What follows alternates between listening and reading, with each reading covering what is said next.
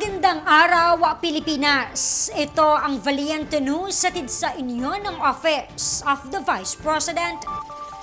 Maraming MSME sa mula Nueva Ecija ang pinagkalooban ng 15,000 pesos na livelihood grant ng OVP sa ilalim ng Magnegosyo Today program. Kabilang dito ang kababayan natin na nagmamay-ari ng isang beauty parlor.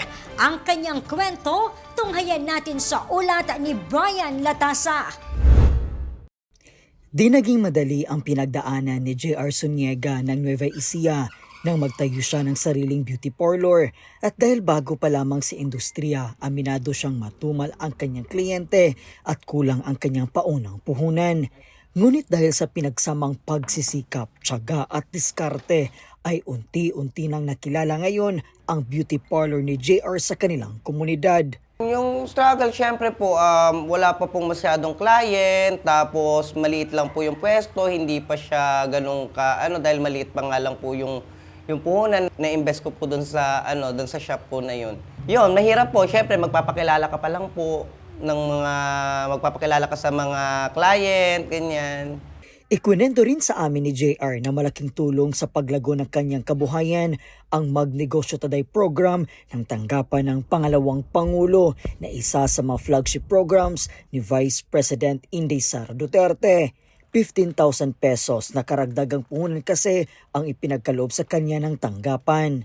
Siyempre po masaya po kasi po siyempre, isa ako sa napiling na grantan ng Magnegosyo Today para may pangdagdag ako dito sa salon ko, yung mga pambili ko ng mga gamot. Ayun nga, nadagdagan nga at kumikita na din ng medyo talagang malaki.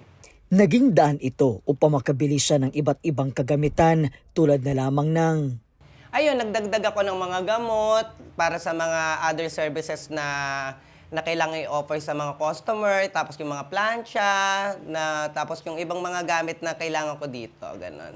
Malaki naman ang pasalamat ni JR sa tiwala at patuloy na suporta ng tanggapan sa mga Filipino entrepreneurs na katulad niya. Maraming pong salamat sa Office of the Vice President, Sara Duterte, sa binigay niyo pong grant sa amin. God bless po at ingatan po nawa ang inyong kalusugan. Maraming salamat po. Mula po rito sa Nueva Ecija, ako po si Brian Latasa. Ang lahat para sa Diyos, bayan at pamilyang Pilipino. Valiente News. Abangan ang iba pang mga balita dito lamang sa Valiente News. Ako si Claudette Loreto. Mahalin natin ang Pilipinas. Maraming salamat.